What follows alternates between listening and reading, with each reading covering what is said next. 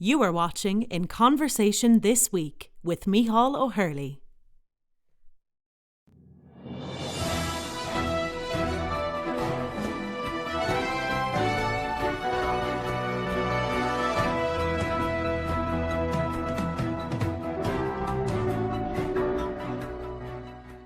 Dear colleagues, good morning. Thank you very much for participating in today's meeting. Last February marked the 7th anniversary of the coup d'etat and the beginning of a deep crisis in Ukraine. Throughout these years, some of our colleagues in the Council have been vigorously defending every action of the Ukrainian authorities, blaming Russia and Russian-speaking population in this country for the apparent deadlock in the settlement of conflict in Ukraine. Everything we said here was branded Russian propaganda. This is a very shallow approach, sort of a voluntary blindness and deafness. These countries, in fact, as Pink Floyd sings, are comfortably numb. However, as it is universally agreed within the United Nations, understanding and addressing root causes and drivers of a conflict is key to the effectiveness of efforts to assist in finding a sustainable solution and resolution. It is also well known that countries of the region, and particularly neighbors, are better positioned to have a deeper knowledge of a crisis. That is exactly the main task of our today's meeting, to provide you with an opportunity to understand what happened in 2014 in Ukraine after the ill-famed Maidan coup and how it affected the life of common Ukrainians. 40% of whom, by the way, according to the most modest estimates, are Russian-speaking. I will, with your permission, omit here the circumstances of the coup itself, which was a big scam, unfortunately implicating Germany, Poland, and France, who provided guarantees for the former president of Ukraine, Yanukovych, to remain in power until elections, and then easily and in bad faith forgot about those guarantees for the benefit of nationalistic and extremist opposition. Hopefully, we will have an opportunity to review this shameful situation in closer detail in some later stage. I will instead draw your attention to the moment when Maidan coup triumphed after non-investigated bloodbath, bringing to power a lot of extremists, criminals, and revisionists who, from the very outset, formulated their political agenda in a way that immediately put Russian speakers to the fringes of the society, demanding from them to renounce their identity and historical mindset, or to face prosecution, violence, or even death. What I'm saying is unfortunately not an exaggeration. We decided to center our discussion on the tragic events in the Odessa Trade Union building on May 2nd, 2014, that claimed at least 48 lives, among them 8 women, when many were burned alive by Ukrainian ultra-nationalist and neo-Nazi groups. Another 48 people were missing. On that day, Deputy Chief of the Regional Office of the Interior Ministry, Mr. Dmitry Fuchedji, was representing Ukrainian law enforcement team on the scene. He is here with us today to share his first-person account of those events. We also have here with us Alexei Albu, who was directly involved in the tragic events and almost perished in them, as well as Sergei Kirichuk, who witnessed actions of nationalists in Kiev and Kharkov. For the residents of Odessa, it was never a secret that the attackers were armed members and supporters of the above-mentioned Maidan self-defense and private sector extremist groups. Nevertheless, for 7 years, the call of the UN Secretary General for conclusive investigation remains unheard by Kyiv, and the perpetrators are yet to be brought to justice. It is also necessary to mention the conclusion of the International Advisory Panel on Ukraine established by the Secretary General of the Council of Europe, which states that the investigations by the Ukrainian authorities, quote, failed to satisfy the requirements of the European Convention on Human Rights, unquote. Dear colleagues, unfortunately, the Odessa tragedy is only one of numerous manifestations of neo-Nazism and violent nationalism in Ukraine, which since 2014 became a key factor that split the Ukrainian society. Another major tragedy followed just a week after, when on May 9, 2014, in Mariupol, fire was opened against a crowd of people celebrating the Victory Day, killing 9 and injuring 42 persons. But the Maidan self-defense and private sector are not the only extremist groups in today's Ukraine. There is a countless number of brigades, battalions, and other sorts of fighters united in arms against those Ukrainians who do not share their extremist and sometimes criminal values. There is an infamous Mirotvorets, which ironically translates peacemaker, website which continues to openly publish personal data of Ukrainians and Russian citizens, as well as citizens from some European countries, and calls for their murder by supporters of Maidan. Ukrainian nationalists are now fighting in Donbass alongside the Ukrainian army, openly disobeying military orders and frequently violating ceasefires and firing at civilians, including women and children. Joining us today is Ms. Anna Tuv, who has suffered the indiscriminate shelling of her own house in Donbass that left her with incomplete family and disabled. She is now a civil society activist and has a lot to share about actions of Maidan authorities. We also have with us today politologist Rostislav Ishchenko, who had to leave Ukraine immediately after Maidan in the face of life threats to him and his family members. I anticipate that some of our colleagues in the Security Council will criticize our event, claiming that this is another manifestation of Russian propaganda, our attempts to smear Ukraine and cast a shadow on its leadership. And they will be deadly wrong. These people's life witnessed an abrupt and tragic turn because of Maidan and what followed after. They are here for themselves, speaking out without instructions by whoever. You may ask them any questions, and I strongly advise you do so, because without knowledge of what this country is living after the Maidan coup, you will never be able to understand what really happened and why this crisis in Ukraine is far from over unless the West adapts a different approach towards Ukrainian nationalists and far right. The same approach, by the way, that it displays towards radicals and extremists in Europe and the United States. So without further ado, I will give the floor to our today's guests. Mr. Fuchedji, you have the floor. Господин Fuchedji, прошу вас. Микрофон включите, пожалуйста.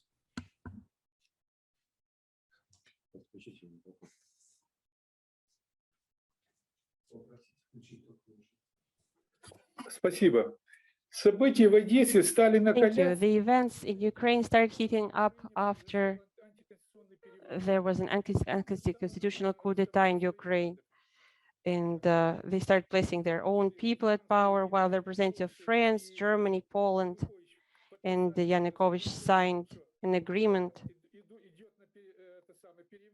that there were re-elections. And within a day after that,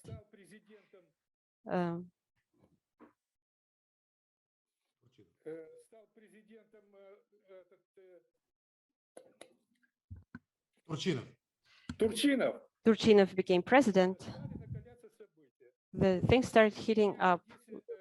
In Odessa, they were trying to replace the governor. Skolik was the governor. He didn't want to be replaced illegally because the only person who can move the governor from his office is the president, but the acting president cannot replace the governor. The new candidate should be presented by the prime minister and then approved by the minister. Then Skolik says that I'm ready to be replaced legally by the president, but not by acting president. So the administration of the president started holding different events. One of them took place on the 19th of February, and there were around 30 people taking part in this event, leading by Gordienko, who is a radical. And the second group that was brought by the new junta, 3 buses that were dressed in black sports uniform with hamlets. They were covering their faces, and they put a show of some hooliganism. So those events were orchestrated to make the governor leave. And then within 2 weeks, the governor left. And there were acting governor who was appointed illegally.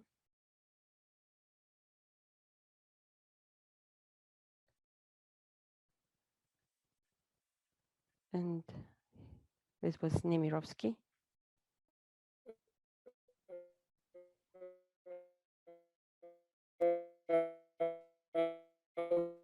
Vladimir Leonidovich.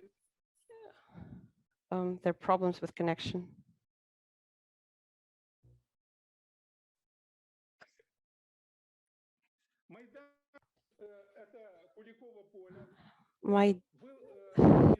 So the Maidan, people from Kulikovo Polе, they organized everything legally, and they were there. The acting governor, on numerous occasions, he tried to make us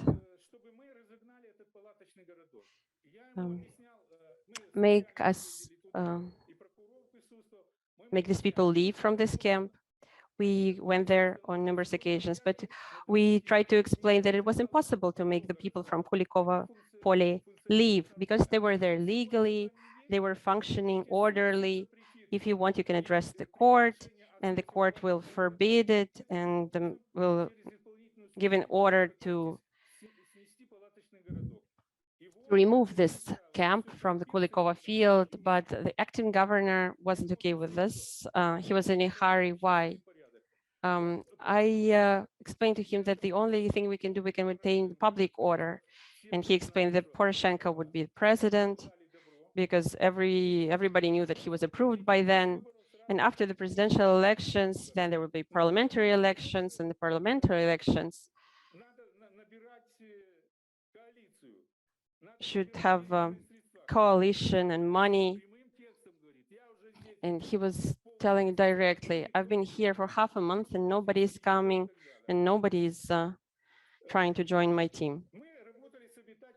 We've been working with the participant people who were at this camp at the Kulikovo Polе, and we're trying to talk them into wrapping up because it was irritating people in Odessa and in Kiev. And in the end of March, beginning of April, at the request of Governor Nemirovsky, we brought around 700 representatives of Maidan, and they were placed in Odessa and around it. And the governor said that those were the people who were checked, and they will reinstore public order around Odessa.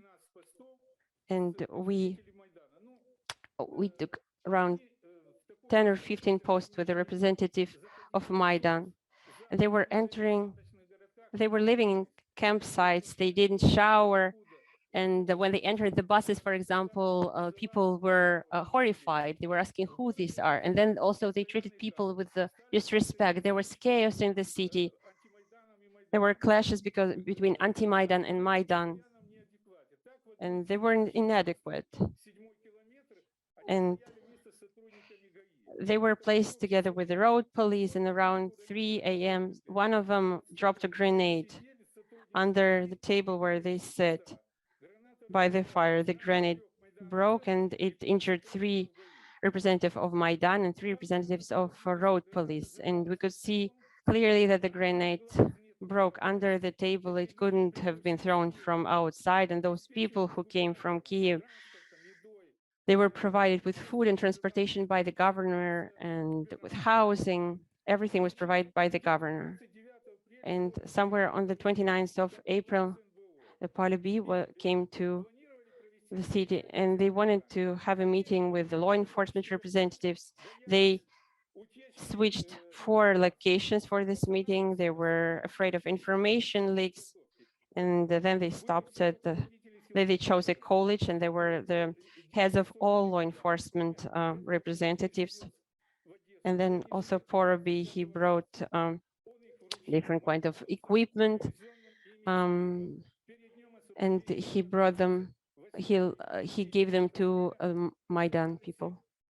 And then we gathered all the local civil organizations representatives that came from Kiev and our from Kulikova, Pola. And then we had a joint meeting on how to observe the public order. They exchanged phone numbers, and we asked them, let us do in a way that everything, all the events that were to take place on the 10th of April, the commemoration of the liberation of the city, would be held in peace. Well, there was one clash around the hotel where Tsarev was leaving. They came and blocked the hotel, and there was a small clash between the representatives of Kulikova, Pole, and Maidan. We were trying to talk them into replacing the campsite. Part of them, including Dmitry Otinov, agreed to do so. There were tens of different NGOs and civil organizations. Dmitry Otinov, he had 4 camp tents, and he moved his camp to another site. Others promised to leave the center of the city, but in the end, we weren't able to talk them into that. First, they agreed to leave the campsite, but then everything kind of died off. Then 5 days before the event, on the 25th or 26th, after 6 p.m., I'm invited by the head of the Department of Internal Affairs to his office, and there I see Alexei Goncharenko, the head of the Department of Internal Affairs, wasn't there. He was in a lounge. I came into the lounge and I see Poroshenko and the head of the Department of Internal Affairs. This is the first time I saw Poroshenko. I greeted both of them. And then we started talking. Poroshenko asked me why we wouldn't make those Kulikova Pole activists leave. I said I had no basis for that because we've been working with them and they promised to leave until the 5th. And he asked me, pay them big money, please make them leave. But I told him we had no basis to do that. Upon leaving the office of the head of the Department of Internal Affairs, he didn't say anything. He just leaves. And he said, I don't like your pessimism. Well, I didn't respond. I just went to my office. On the 2nd of May, we had a football game played. On the 30th, we had no notifications about mass events in the city. We were not notified nor by Kulikova Pole, nor by Maidan. The order is the following. First, they have to notify the authorities. They need to state the number of people who would be participating, their routes and the time and everything. None of that happened. We had around 800 people, that would be in town, and we worked in that regime. On the 2nd of May, around 9 a.m., we met the Kharkov train with the head of the railroad system. We talked with the general mayor who accompanied the Kharkov soccer fans. What was the order of the event? And he told me that 600 people were on the train. There were about 15 hooligans, and then the rest were family people with their kids. We waited for them to leave the train. We saw that indeed there were families, and they went towards the seaside. In the evening, on Saturday, or actually Friday,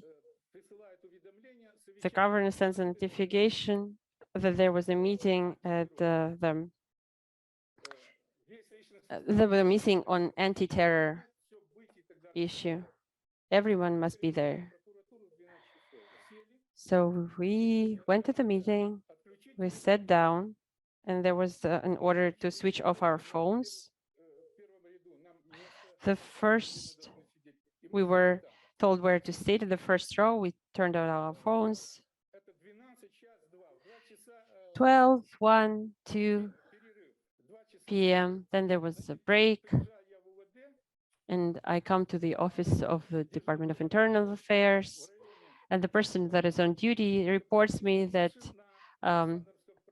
around the monument to the victims of fallen, there's a crowd of around 400 people, and they tend to move towards the center of the city. Who are those? Those are the representatives of Kulikova Pola.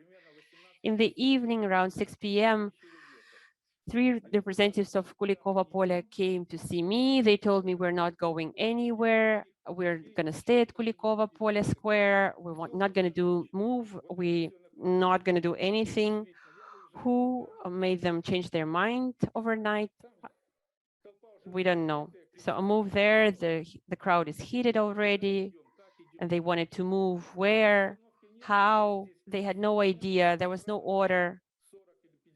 There were around 40 or 50. I had around 40, 50 people of my people gathered around this area.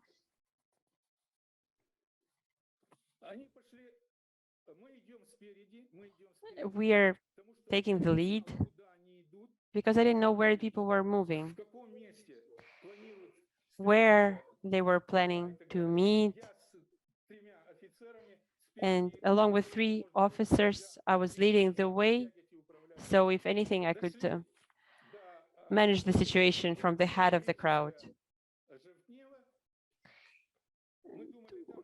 And then we found a street that was a quiet street that was blocked by buildings, and we could stop there. But they didn't stop and went towards Grecheskaya Street.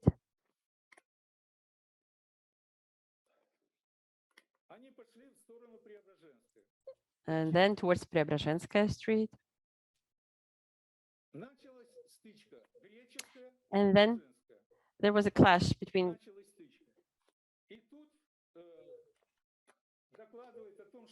And then I received a report that there's 1 person killed. The person was killed on the crossroads of Preobrazhenskaya and Deribasovskaya. There were no clashes there. The clash between the representatives of Kulikova Pole and Maidan took place at Grecheskaya Street. And at the crossroad of Preobrazhenskaya and Deribasovskaya, there were no clashes. And a medical worker told us that at first they weren't allowed to provide medical help.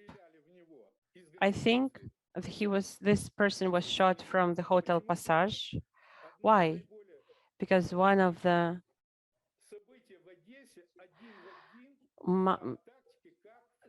these events match perfectly with the events in Kiev.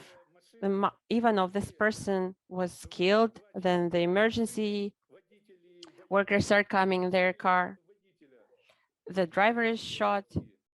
The driver, Yigorsky, dies. Then they take away the car and start circling on Grecheskaya Street and the mall that is situated there.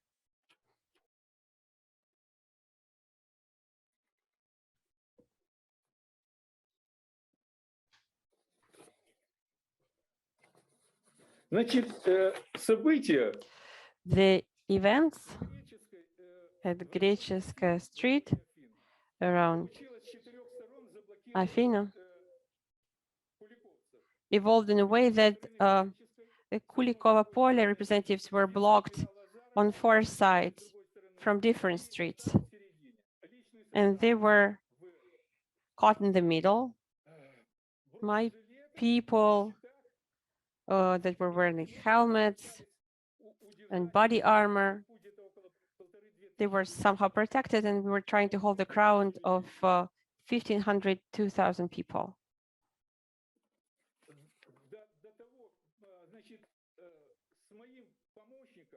And with my aide, Kriznik, we gathered around the Afin area, and we were trying to discuss what should we do further. And then he's being shot at in his chest, and I was facing him and facing the back of the Grecheskaya Street. I was shot in my right shoulder, and I took him to the emergency car. But then I noticed that I was actually shot and I was bleeding. Up until then, I didn't even see that. So I went to the hospital along with them, and he was provided medical aid, and then I was treated. Then I changed my shirt at my office around 6 p.m. Then I don't remember the time.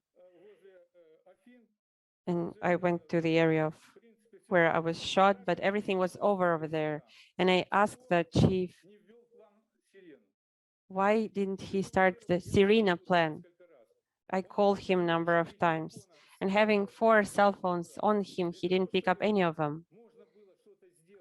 In order to do something from a tactical point of view, he didn't even need a lot of people. He just needed the right to use firearms. And fire shots were fired. There were 8 or 9 people wounded with firearms. 6 people were killed. And among my people, there were around 5 or 6 people injured. We had to use, we needed the permission to use firearms back then. But the chief and the head of them that was there, he didn't give this order. He signed the order to start implementing this plan, but he didn't start implementing actually in the field, because the plan has to be authorized by the head of the Department of Internal Affairs and the prosecutor of the region. And without the permission of those people, I had no basis to introduce this plan. That is all that I have on my side. Thank you. Now I'd like to give the floor to the participant of those events who was actually in the Odessa Trade Union building, Mr. Alexei Albu, and who survived it. Mr. Albu, you have the floor. Здравствуйте, уважаемые участники. Я благодарен вам за проявленную... Good afternoon, dear participants. I appreciate your interest in this topic. I thank the organizers for an opportunity for me to speak here. First of all, let me say that Odessa position was positioned at the Odessa's Kulikova Square. That is why its participants were called the Kulikovs. It was a mass movement, and every Sunday it gathered tens of thousands of participants. Those were people of various political views, professions, opinions, and they represented many organizations and political parties. However, all the participants were united by the main goal to decrease the dependence on Ukrainian nationalists who had seized the power in the capital by force. It's important to underline that the Kulikova movement was peaceful. However, it encountered incompatible violence. This peaceful movement was bathed in blood and burnt down in the trade union house. On the 2nd of May 2014, me and my wife were going to visit Odessa Opera and Ballet Theatre and spend the evening with our family. However, this never happened. From the news, I learned that there were powerful clashes in the center of the city between the representatives of neo-Nazis and participants of the Kulikova movement, which is anti-Maidan. So I moved to the square, to the Kulikova square, where our camping was situated, in order to be with my electorate as a member of regional council and to render to them assistance within the my legal authority. In the camp, there were many women, many elderly men, not too many men who were able to resist. Men were building barricades, however, they didn't have enough skills to do so. That is why those efforts looked somewhat ridiculous. We understood that we will not be able to fight back. In order to escape from the attackers, part of people started to flee, another part, me included, entered the trade union house, which is a large building located on the Kulikova square. At that moment, a huge crowd of neo-Nazis arrived on the square. I thought there were many than thousands. They represented right radical organizations, football fans, self-defense units of Maidan, and other paramilitary groups. They were arriving from the railway terminal. They were armed with bladed weapons and firearms. Many of them had special protective items, helmets, iron shields, armor. They threw stones and Molotov cocktails at us. We were protecting the entrance to the building. However, when I heard the firing, I decided to go inside because I was dressed in white clothes, which made me an easy target. Inside the trade union house, there was people were building barricade from chairs and tables in order to block the entrance. And this barricade later played its tragic role, its fatal role in this tragedy. However, it was not the main role. At that moment, no one thought that they would try to kill us and that they would try to set the building on fire with the help of Molotov cocktails and burning tires.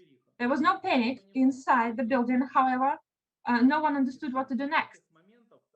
From the brightest moments that I can remember, I can cite a woman who was carrying a plastic hard hat full of water in order to extinguish the burning curtains.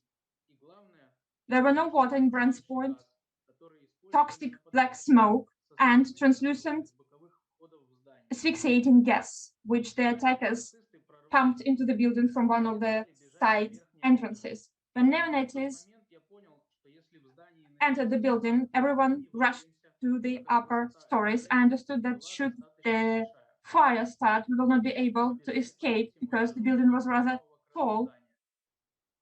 So we ran through the third story towards the right wing. We arrived in the staircase, hoping to get out through the back door. However, the attackers were already trying to break it open. We understood that we were encircled, so we ran back. The corridor of the third story was all in smoke. We got to the staircase at the juncture of the right wing and the central part of the building and started to walk down. At the second floor, there were about a dozen people who didn't know what to do either. I started to call my friends asking for help, I also called Piotr Lutsuk, the new head of internal affairs department of the region. He was appointed after the coup d'etat. At that moment, a fire crew arrived at the Kulikova Square. They propped the fire ladder against the window, and people started to escape via this ladder, women first, then elderly men. When we were about 5 people remaining, 2 attackers with Ukrainian insignia approached us. My friend Vlad Wojciechowski started to fight back with a fire extinguisher, and another friend of mine, Igor Nemodruk, threw an entrenching shovel at them.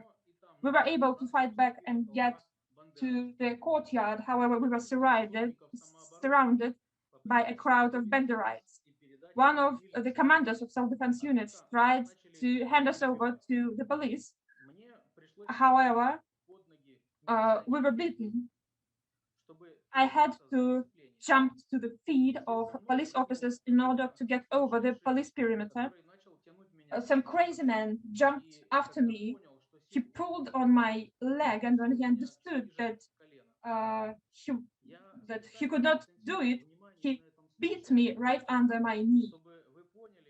I specifically draw your attention to this case in order for you to understand the psychological state of the attackers, glassy stare, uncontrolled aggression, the feeling of total impunity, and someone crying that they, meaning us, decapitated their people, named it at Maidan.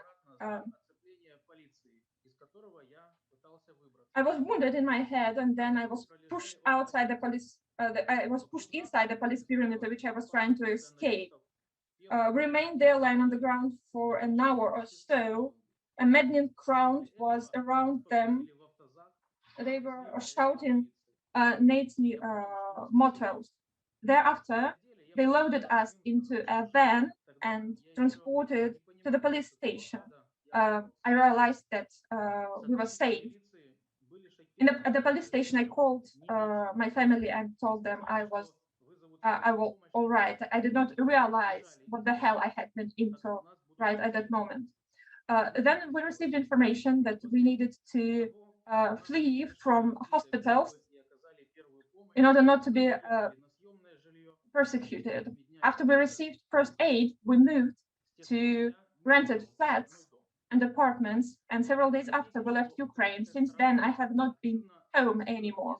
It is important to flag that the Ukrainian side underscores several myths about this terrible day. The first myth is that the march of supporters of United Ukraine was peaceful. This is lies. Maidan representatives and nationalists who were there were equipped with helmets, armor, iron shields, bladed, and firearms. The second myth is that pro-Russian forces were the first to attack. This is lies as well. The first clash of that day took place at about 2:40 p.m. local time. The activists of the Kulikova Pole movement were shot from an air gun by an individual named Denis, who was later disarmed and handed over to the police officers. He was the match that set a powder barrel on fire. So someone provoked both sides of the conflict and radicalized it, and Ms. Matilda Bogner cannot but be aware of that. Interestingly, the fate of this provoker remains totally unclear.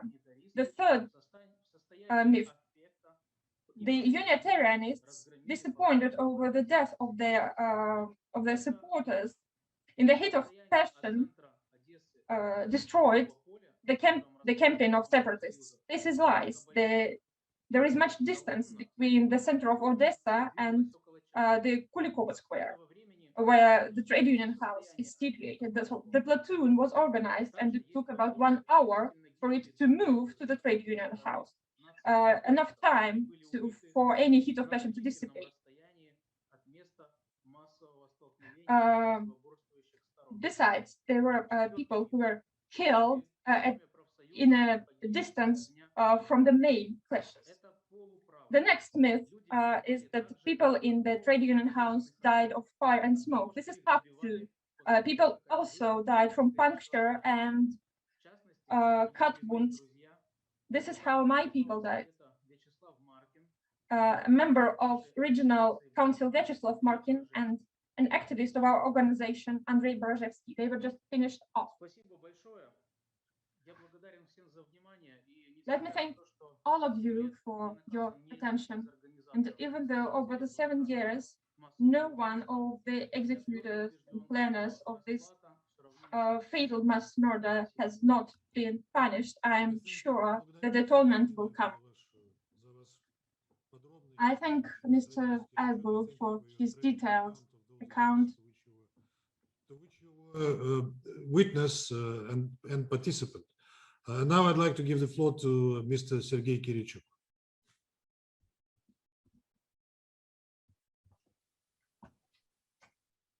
Ваше превосходительство, меня зовут Сергей Киричук. My name is Sergei Kirichuk. I represent the movement Borba. This is the movement that was opposed to the government of Ukraine after the illegal coup d'etat of 2014. We were active in the south, in the east of the country, but our main forces were focused in Odessa and in Kharkiv. Our movement brought together workers, students, young people, journalists, members of academia. We made main political requirements, which I've been instructed by my organization to flag today during this debate. The first, our demand, our requirement was to convene federalization, an extensive administrative reform in Ukraine. Since Ukraine is a unitary state,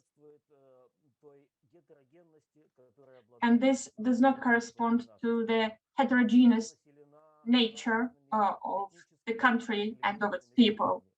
There are many religious and ethnic groups inhabiting Ukraine, people speaking different languages, using different religious calendars, who worship different religions and celebrate different holidays.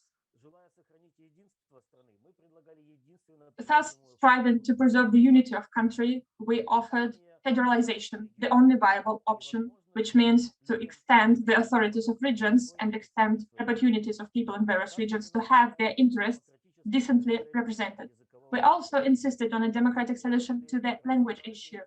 We demanded equal rights for Ukrainian, Russian, and other languages that are used by various ethnic groups in Ukraine.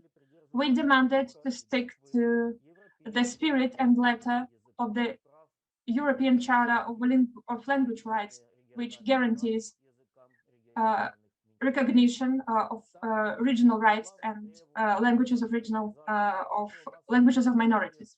Another demand of our movement, both in Odessa and Kharkiv, was disarmament of nationalist groups and private militias. Thus, we stood for returning the monopoly over the use of force to the state.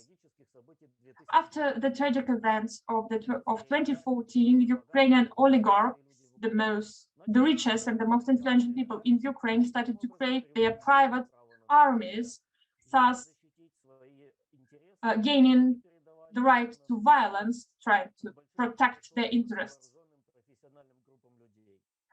They used huge and well-armed groups of people in order to do so. Under the umbrella of special services and law enforcement bodies, there were nationalist groups acting widely. They felt their force, they got weapons, and though they formally were subordinated to their sponsors, to their curators, they often went beyond their authorities, and many acts of violence happened because there were that many armed people in the country. We also were against juncture of paramilitary groups with the law enforcement bodies. After the illegitimate coup d'etat in Kyiv in 2014, paramilitary groups dispatched their representatives to the law enforcement bodies, and many of them gained policial authorities both in police and in special services.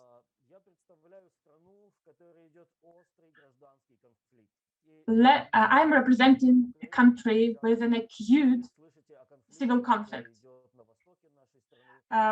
When people speak about Ukraine, you quite often hear about the conflict in the east of Ukraine. However, at the same time, our society is deeply divided, and there is violence not only in the east of the country, but throughout the entire territory, including western and central regions.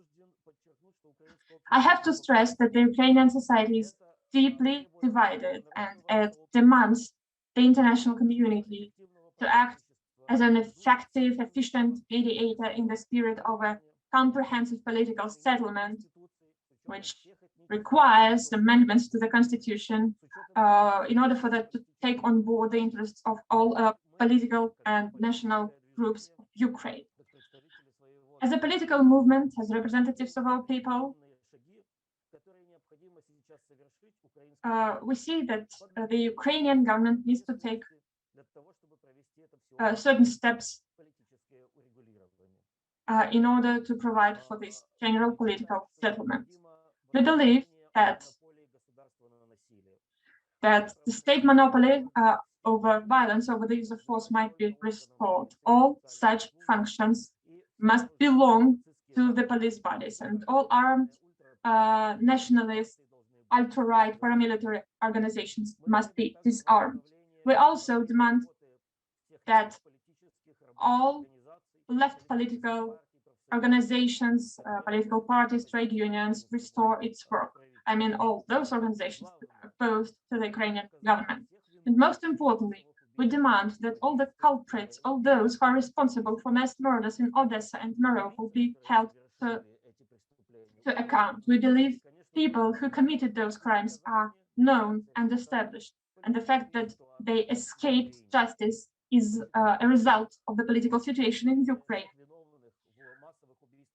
We believe that all the culprits of mass murders in Odessa and Mariupol, all culprits of terrorist acts that were held in Kiev must be held accountable. They must be held accountable because this is historical justice, and this is what Ukrainian legislation demands. Besides, it is a requirement for comprehensive political settlement in Ukraine. Unless these steps are made, no further reconciliation of political and ethnic groups in Ukraine is possible. Once these simple and clear requirements are implemented, we can get back to talking about political settlement in the non-recognized republics of Donetsk and Luhansk. And we demand the international community and all the international organizations to render assistance to us in implementing these requirements. I thank you for your attention. Views that he expressed, and now I'd like to give the floor to Ms. Anna Tuf. Anna, вам слово, пожалуйста. Здравствуйте. Я благодарна организации. Good afternoon. Thank you for giving me an opportunity to speak here. I thank the audience for attention. My name is Anna Tuf. I'm the dweller of Gorlovka town of the Donetsk region. I was born and lived my entire life in Donbass. My parents are Russians. I'm a medical by education. Before the war, I was living a happy life with my husband and my 3 children. My husband was a car mechanic. My family was out of politics. We were always busy with our household. We never attended any of the meetings, any of referendums, because we had babies, little children, that we had no one to babysit. And my husband was always worried that there might be some consequences if we participated in such events. Today, I must say that despite all this, the war entered our house as well. Today, I would like to give a testament about a mass genocide of the population in our region. is not only by physical, national, religious, and linguistic character. I would like to give you the account of my family. First armed action in our town started in early June 2014. At 5 in the morning, there was a plane flying very low over the head of over our house. In 3 kilometers distance from our home, he started to drop bombs at the city center, and many people were killed. We were terrified to watch the news reports, to watch Donetsk, Slaviansk, Kramatorsk be bathed in blood, and there were already manifestations of nationalism in these cities. At the same time, the government of Kiev proclaimed us as separatists, as terrorists, proclaimed an official blockade. We were thrown at the bridge of survival. It was about 4 million people. All social benefit payments stopped. People stopped to receive their pensions. Food was no longer delivered to us. Same for medications. There were energy blackouts. This was the bloodiest summer of the year 2014. It was the summer when the majority of civil population and children were killed. They targeted humanitarian facilities, places where there were many people, like hospitals, schools, kindergartens. Many children were killed in children's playgrounds. A friend of mine had 3 children killed in their own home.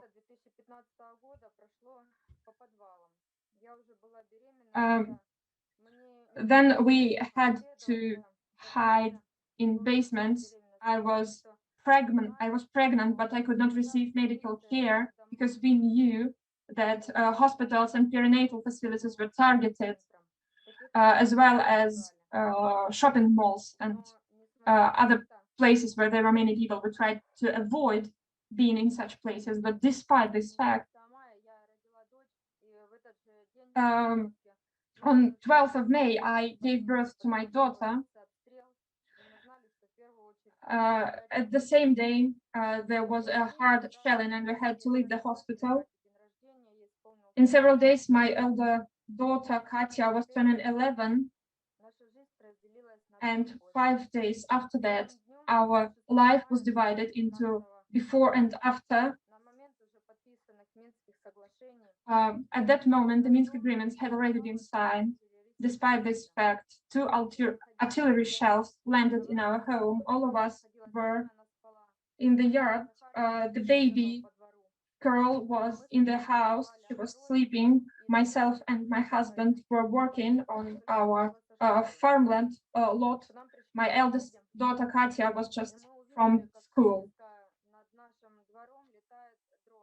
We saw a drone, a UAV, flying over our household. Several minutes later, we heard shells exploding in our street. We rushed into the house. It was so quick, we didn't have any time to hide. We didn't have a basement.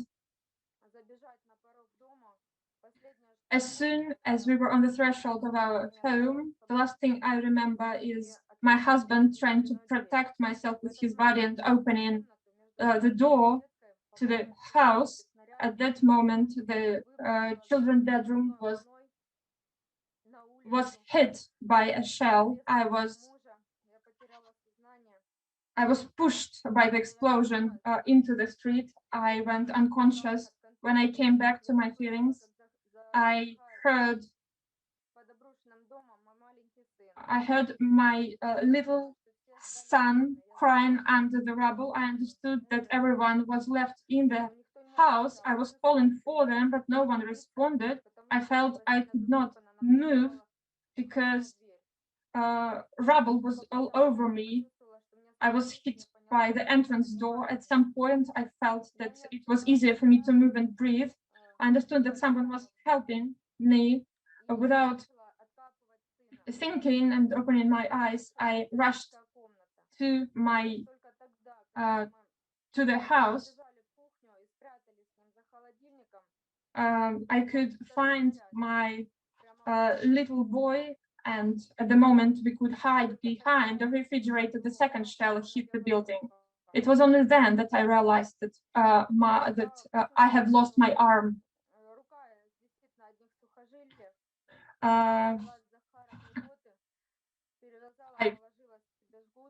I managed to bandage my arm with some clothes.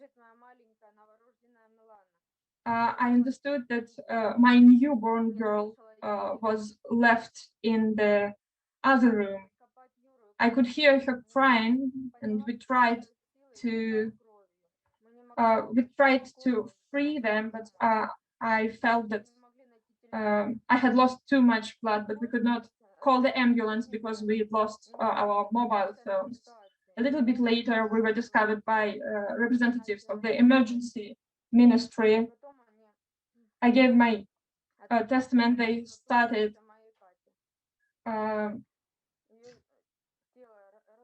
they worked to clear the rubble, and they found half body of my daughter Katya. And next to her, they found my husband Yuri, who covered me with his body. This is what is left from our home. In the autumn same year, civil activists filed a case with Strasbourg court regarding the murder of my family.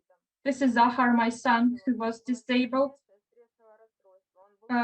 He suffered under the hardest traumatic disorder. He was burnt all over, and he had many fragment wounds. Our lawyer, together with another lawyer, held a conference where I gave a VTC testament. However, it's been 6 years and no reaction. Unfortunately, only in Donetsk today there are 8,000 such cases. 5,500 cases have been filed with the European Court of Human Rights, but no reaction. There are 4,900 people of Donetsk region killed in that massacre. An entire family of lives were killed in their own house together with their little children. They died when their home was directly hit by a shell, killed them, and they had no chance of surviving.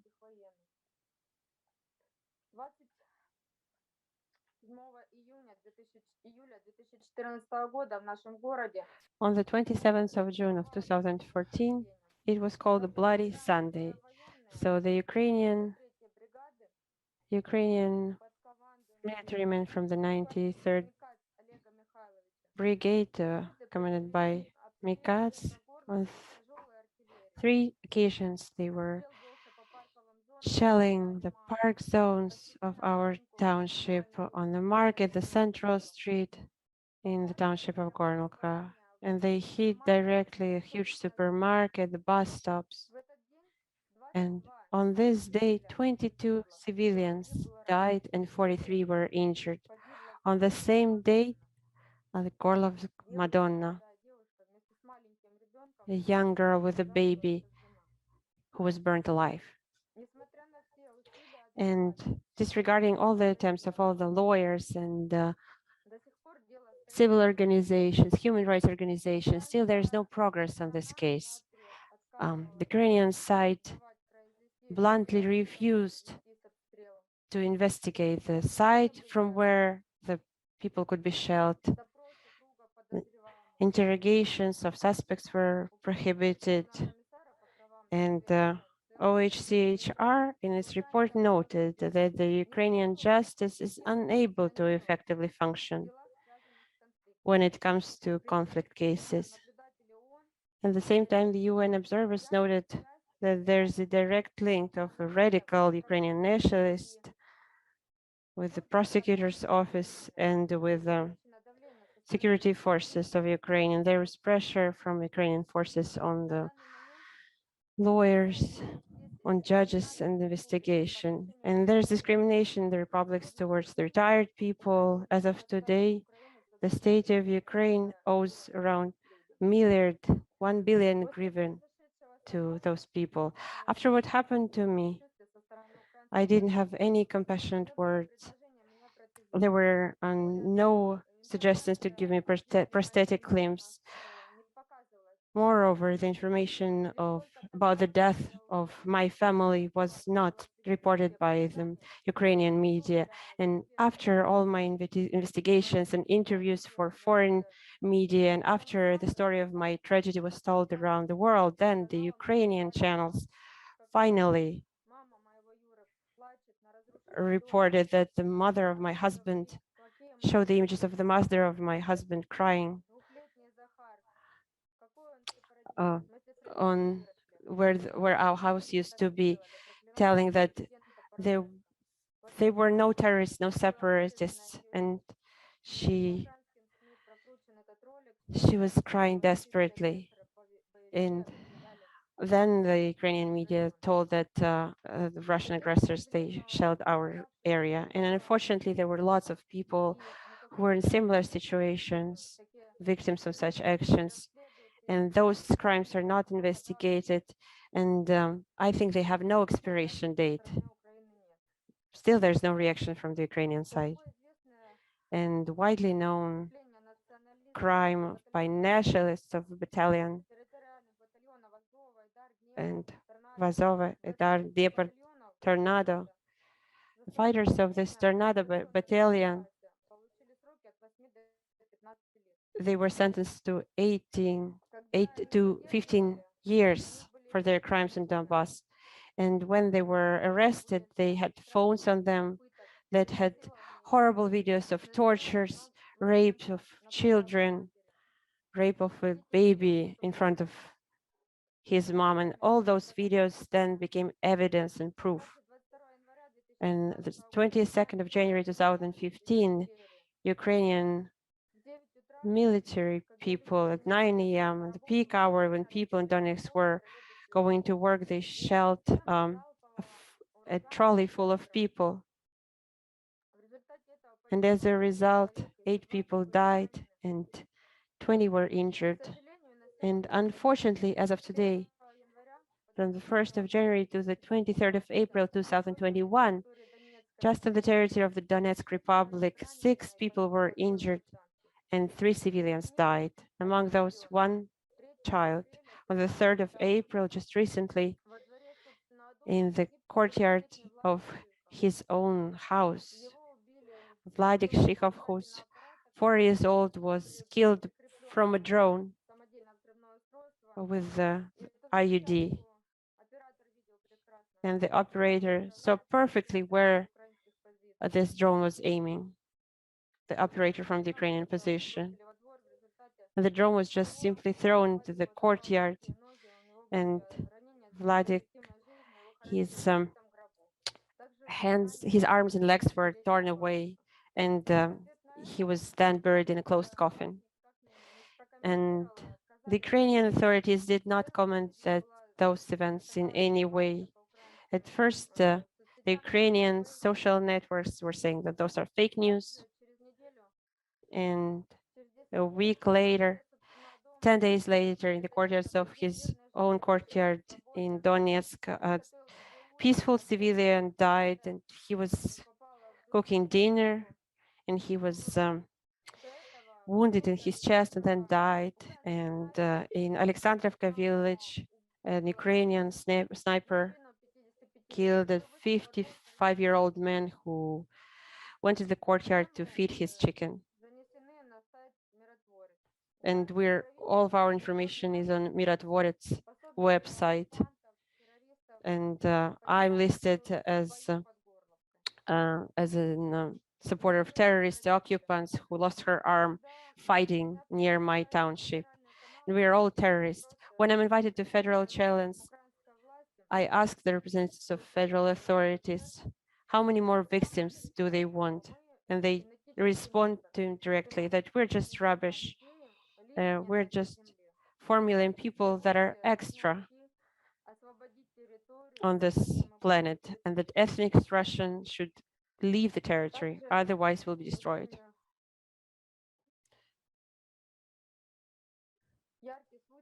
Another bright example happened in the fall 2014, when after the referendum, and another bright example of Nazism.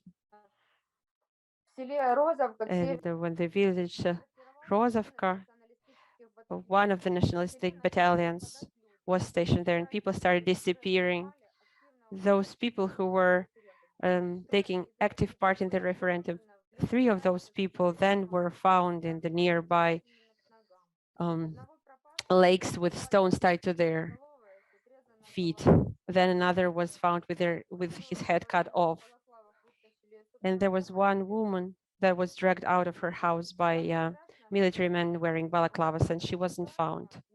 And the scariest thing is that the Ukrainian state doesn't deliver on its responsibility to investigate those crimes, and only those people who disagree with the politics, with the state politics, are sent to prison.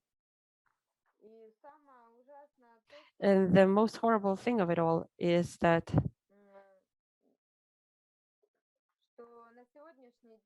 as of today, the Ukrainization, as understood by the Kiev authorities, is closely tied to the criminal organizations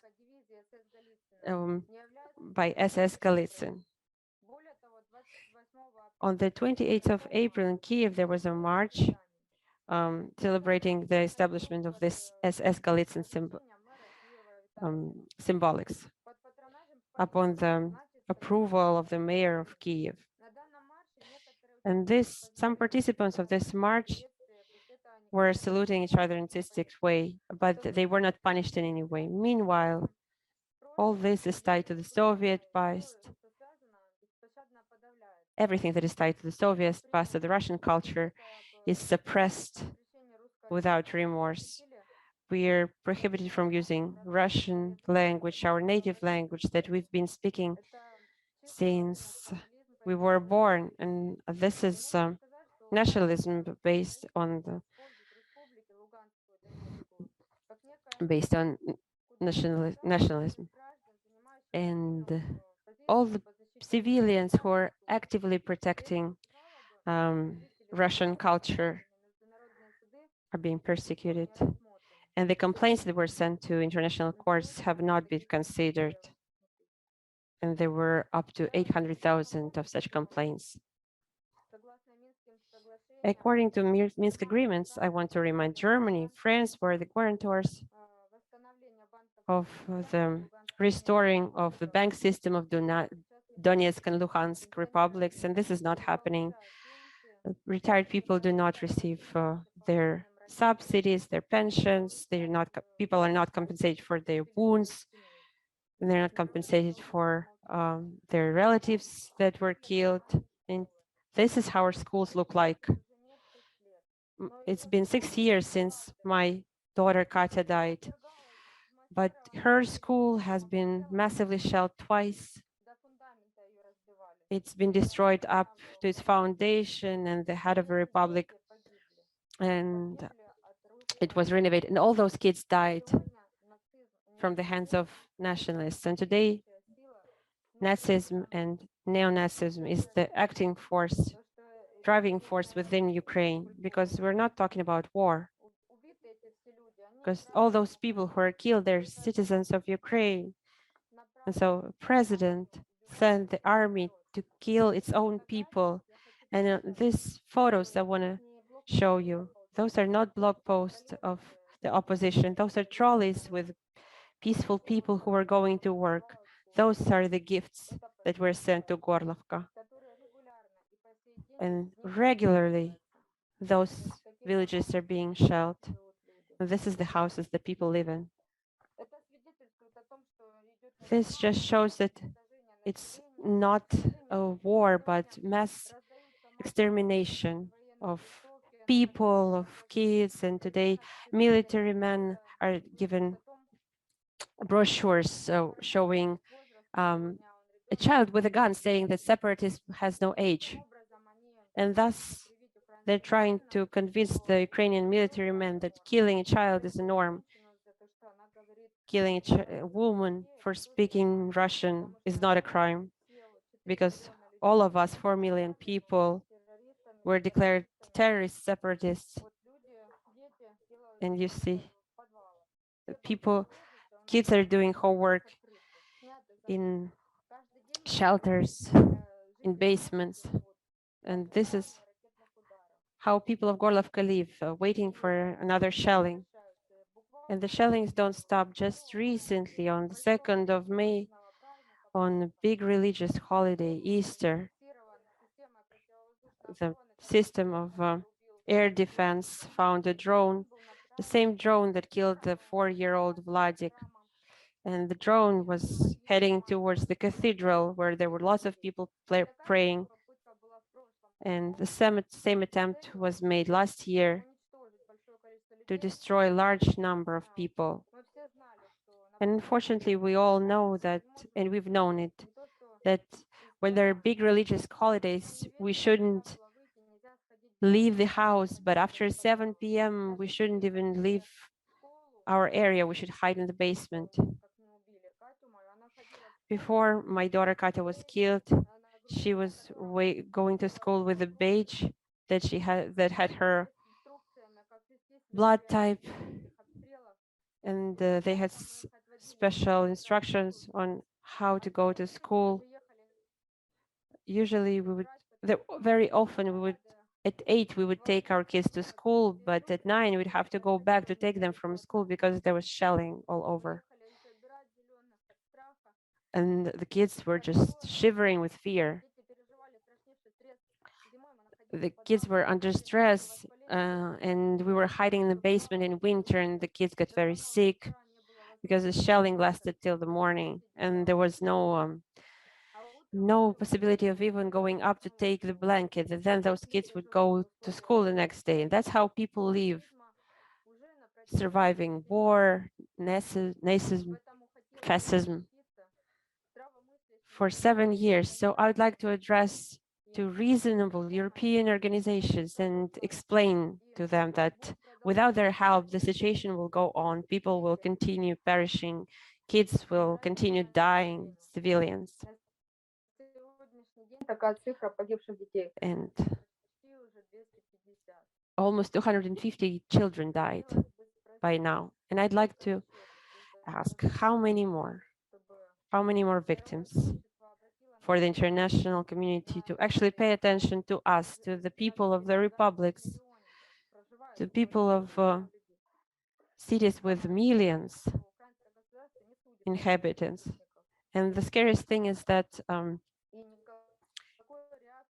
the Ukrainian state does not investigate military criminals. And when I was speaking in Europe, I heard many things, that I'm an actress casted by Putin, that I have my hands intact, but this is actually my arm. Well, I can assure you I'm alive and I'm an actual person. Thank you for your attention. And I really hope that I will be able to be heard and my truthful account of the event will be heard. Thank you. Thank you, Anna. Shocking testimony gives you an idea who the Kiev authorities call terrorists and separatists, and why they are so much surprised that the population of the Donbass defends itself. Yeah, I would like again to draw your attention to this infamous Mirotvorets website, who put people like Anna in their lists with their personal data, with appeals to deal with such people. And these are people counted by thousands. Anna demonstrated us some pictures. We also have pictures and videos but they are too graphic to demonstrate. We will have mercy upon you not to see what is on those pictures. And now I'd like to give the floor to Rostislav Ichin. Rostislav, пожалуйста. Благодарю. Thank you. Уважаемый господин председатель, благодарю вас. Chair, I'd like to thank all the participants for taking part in this meeting, and thank you for the invitation to speak. I want to say that by the time of Odessa events, I was already outside of Ukraine for 2 months. Nevertheless, there was a chance that on the 2nd of May, I would be in the trade union house in Odessa, because both my family and me personally started receiving violent threats long before Maidan and the violent coup d'etat in Ukraine. So when I saw that the authorities and the government was unstable, and I could see that Maidan could win and nationalists could come to power, we started looking at different possibilities of how we could leave Kiev, and the main options for us were Donetsk, Kharkov, and Odessa. And only after the coup d'etat on the 25th of February 2014, my friend suggested that I should move to Moscow and stay at his dacha for a couple of months, and that's how we were outside of Ukraine, and we haven't been back since, from the 1st of March 2014. And I want to tell you about the last week that I spent in Ukraine after the coup d'etat, and that to my mind is directly tied to the following events, both in Odessa and in Donbass. The thing is that on the 20th of February, my wife and I and my driver were coming back to Kiev from a business trip. We were coming on the Chernigovskaya highway, and when we were approaching Kiev, I got a call from my friend who told me that I shouldn't enter the city, and then we knew by then that there was a coup d'etat, that their Nazist fighters in town. And he told us that one of the suburbs of Kiev that we were supposed to pass on our way to Kiev was shelled, and that the supporters of Maidan were shelling Berkut, the police special forces that was unarmed.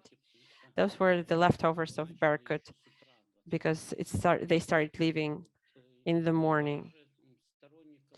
And also the supporters of anti-Maidan who were demonstrating before that in Kiev.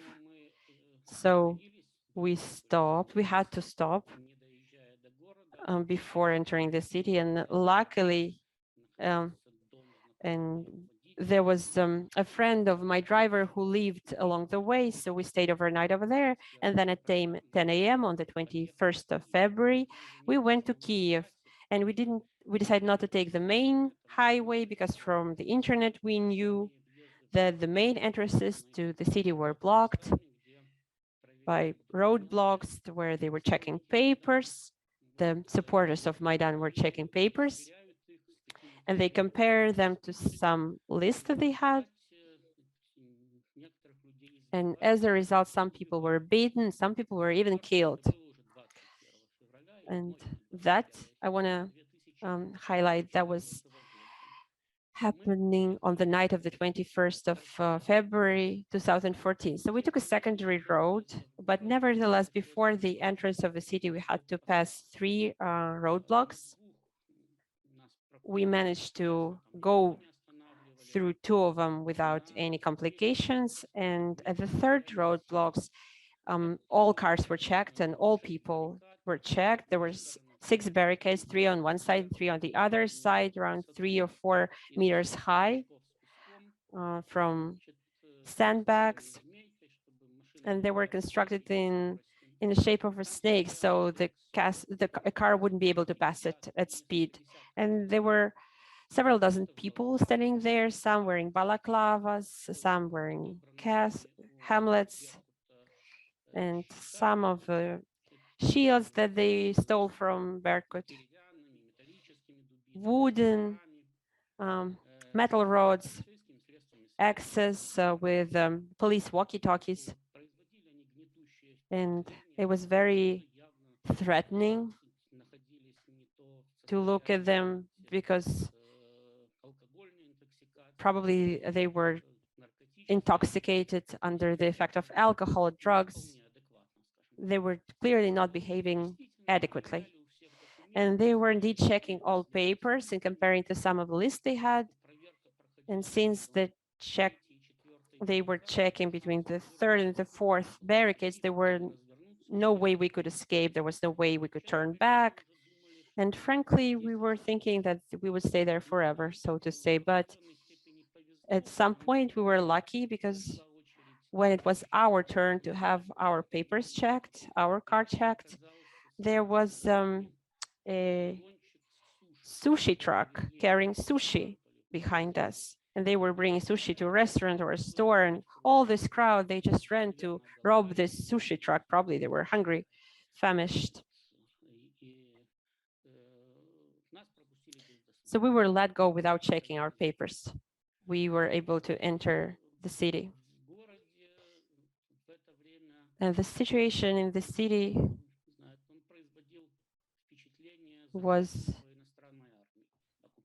it gave an impression of being attacked and captured by a foreign army because the streets were empty. There were no people, even though we entered after 11 a.m. So usually there's heavy traffic in Kiev, as in any large city.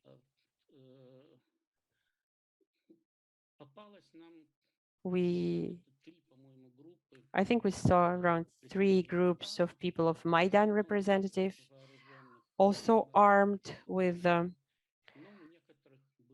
cold weapon.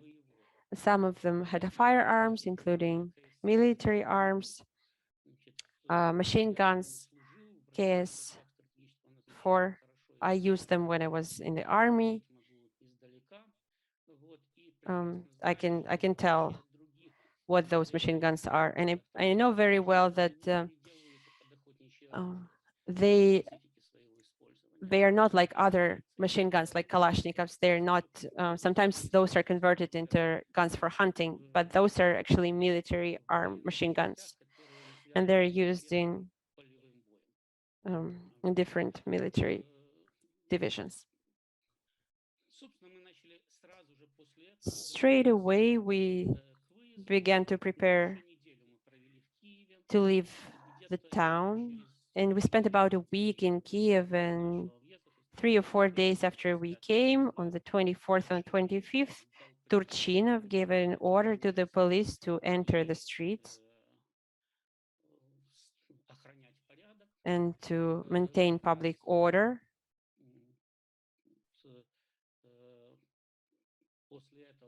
And straight after that, on the same day, when police was supposed to enter the streets, I happened to be in the center of the city, and I saw the only place where I saw police in the whole city was the crossroads of the Bogdana Khmelnytsky Street and Vladimirskaya Street near the Opera House. And there were 4 police cars over there. And the policemen wouldn't leave the cars. They were just trying to keep themselves safe inside of those cars. I understand them very well because every day in those days there were reports of policemen being killed. And after I left the Ukraine, and the reports kept coming, including of the policemen who were on duty at the entrance to Ukraine. They were shelled from cars that would pass by some unknown people that would have machine guns. The supporters of Maidan, clearly, because back then other people didn't have arms. And for you just to see in what state the authorities were at those point in the city, or actually the lack of authorities. I would like to give another example. I lived in a large residential area on the left shore in the 20-story building and around 3,000 residents in it. And around 25th or 26th of February, the residents started forming self-defense groups, and around 10% were anti-Maidan, about 20% supported Maidan, and the rest didn't really like Yanukovych, but were not in favor of Maidan either. So those people started forming self-defense groups because this street is far from the center and the coup d'etat happened long ago. There were no fights, but still the people would be walking by in the streets, those armed marginals who proclaimed themselves as Maidan self-defense. They were beating people. They were throwing Molotov cocktails at parking lots without even thinking who was in favor of Maidan, who was against it. And the people had to organize themselves, and regardless of their political views, just to protect themselves and their property. Those were the days. And within the same week, on the 23rd or 24th of February, I got a call from a friend of mine, Anton Davichenko, who was one of the organizers and the leaders of the events at Kulikova Poля in Odessa. His organization took an active part in the events. In any case, he called me and he wanted just to talk to me, and we've known each other for about 2 years by then. We want to organize opposition to the state coup d'etat in Odessa. What do you think about it? And I told him, Anton, you should count only on yourself and your own forces, because Kiev is captured by fascists, and there's no power, no authority whatsoever here, and you won't get any support from here because people are just afraid to leave their houses. So you should understand that in any case, any action that you organize, you should only plan based on the situation in the field. But the history teaches us that all civil wars begin and end in the capital. So if the population of the southeast, at least large cities, Odessa, Kharkov, Dnipropetrovsk, Donbass, doesn't organize itself and suppress this event and this marches in the capital, then they will be strangled one by one. And he told me that we don't want to take any unconstitutional actions. We just want to put a demand on federalizations and the state status for the Russian language. And to organize a constitutional referendum. And we've talked a couple of times after that, but after moving to Moscow, I advised him not to call me anymore so he wouldn't be blamed for receiving instructions from Russia.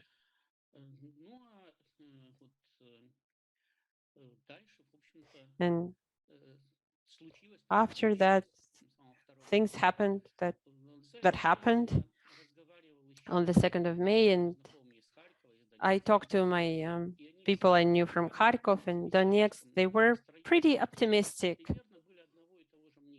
They were more or less of the same point of view. They told me, we're all united in those cities. We want to have federalization.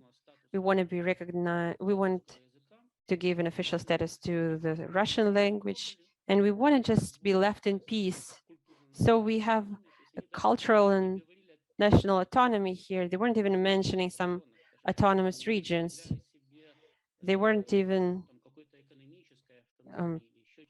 thinking about economic autonomy. They were just saying they don't want the nationalists to impose their cultural policy on them. Those were their starting points. And I'll repeat, this is the position of the whole Southeast at this point. And up until the 2nd of May in Odessa, even though the Kiev authorities were actively impose clashes and start armed conflict, up until the 2nd May in Odessa and up until 9th of May in Mariupol, the whole southeast of Ukraine was rather peaceful. quite a Everyone calm thought state. Everyone thought that they could come to a be able conclusion. to negotiate with Kyiv, and everybody hoped they would do so. That Kyiv would see that they're organized, that they act like Maidan, they go to the streets, they gather 10 to 20,000 of their supporters, so they hoped Kyiv would negotiate with them, but it didn't happen. They were just going to kill them in order to intimidate.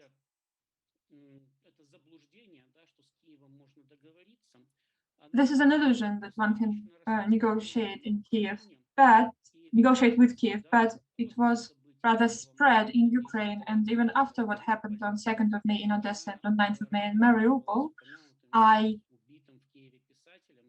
talked to Ales Buzina, who killed in Kyiv. I talked to him in his last birthday, 13th July 2014. We talked, and I told him, Ales, you have to leave the country. You can actually move to Moscow, you will find a job there, you will find a living, and you'll get assistance becoming a Russian citizen. Otherwise, you will be killed in Ukraine. He said, come on, nobody will kill me. It will be a big scandal. And besides, I'm just a simple citizen. I love Ukraine. How can they have anything against me?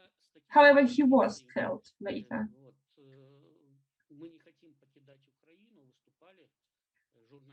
And such positions were held by journalists Maxim Ravreba and Vladimir Skachko. They also said they didn't want to leave Ukraine. But Mr. Ravreba left right after Mr. Buzina was killed. And Vladimir Skachko left in 2019 because Security Service of Ukraine tried to put him in jail, and nationalists promised that they'd kill him even before he gets in jail. So he had to leave the country as well. What I'm trying to say here is that the 2nd of May in Odessa and the 9th of May in Mariupol were the starting points for Ukraine. After that, a large-scale civil war started in the country.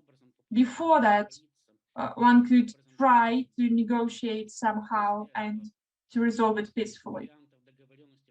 However, after those dates, there were almost no variants of resolving it peacefully. The people of Donbass who saw what was happening in Odessa and Mariupol, they lost any commitment to negotiate with Kyiv because they realized that they'd be deceived, that Kyiv will kill them just like it killed people in Odessa who also hoped for the best. That's what I can tell you, proceeding from I saw. Let me thank Mr. President once again and all the participants for giving me an opportunity to speak here and for your attention. Благодарю господина Ищенко за его рассказ о тех событиях, как вы только что услышали. All of a sudden, through deliberate actions of Ukrainian nationalists encouraged by Maidan authorities, became an arena of cruel civil war, which claimed only in Odessa dozens of lives of innocent non-armed citizens. Moreover, after that, this bloody civil war, driven by intolerance and hatred, engulfed almost the whole of this country. This was a prelude to a large-scale military operation against the population in east of Ukraine, which triggered intra-Ukrainian military hostilities that continue up till now. Our briefers also referred to the heinous crimes committed by Ukrainian nationalists. These crimes must not remain unpunished. I hope that our Western colleagues will remember about this when they will speak in the Council about accountability in the context of Ukraine. And now I would like to give the floor to those Council members that wanted to make statements. And I give the floor to the representative of France. Thank you, Mr. Chair. Mr. Chair, France regrets the attempts by the Russian Federation to divert the attention of the international community with the organization of this Arria Format meeting. We do not support in any way, shape, or form the narrative put forward by the organizers in their concept note. However, we extend solidarity to all victims of the tragic events that happened in Odessa on May 2nd, 2014, and to their loved ones. The reason why we participate in this meeting is to reaffirm France's unwavering support for Ukraine's sovereignty and territorial integrity within its internationally recognized borders. We commend the restraint and the sense of responsibility shown by the Ukrainian authorities in the recent phase of increased tensions. We call on Russia to cease its provocations and to de-escalate by withdrawing its troops from occupied Crimea and around Ukraine's borders, and agreeing with Ukraine on a recommitment to the ceasefire in the Donbass. Once again, France underlines that it does not and will not recognize Russia's illegal annexation of Crimea. We reaffirm our support for the European Union policy of non-recognition of the annexation. We call on Russia to put an end to all human rights violation in the peninsula. Regarding the conflict in eastern Ukraine, France will continue its diplomatic efforts in close cooperation with Germany within the Normandy formats to achieve the full implementation of the Minsk agreements. The sides have to engage constructively in the trilateral contact group on the OSCE's proposal to confirm and consolidate the ceasefire. These efforts remain essential to achieving a just and lasting peace and to restoring Ukrainian sovereignty and territorial integrity. I thank you. I thank the representative of France. I was particularly encouraged by the latter part of his statement. And now I give the floor to the representative of India.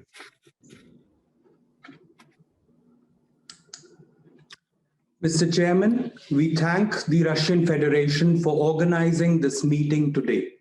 We would also like to thank the briefers. My remarks today will be brief. At the outset, allow me to place on record our reservations on this format of the meeting, as it has been misused in recent past. Normally, issues are taken up for consideration by the UN Security Council only if they have ramifications for international peace and security. There are others which need to be discussed in a bilateral or even a plurilateral context.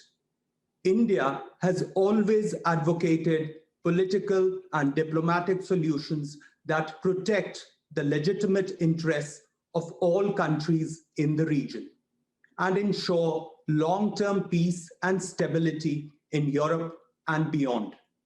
The path forward can only be through peaceful dialogue for a lasting solution acceptable to all concerned. To conclude, we urge all parties to continue to engage through all channels of dialogue. I thank you, Mr. Chairman. I thank the representative of India. Now I give the floor to the representative of Estonia. Thank you. We strongly condemn the hypocrisy of the Russian propaganda that continues exploiting the tragedy in Odessa to incite hostility, division, and hatred.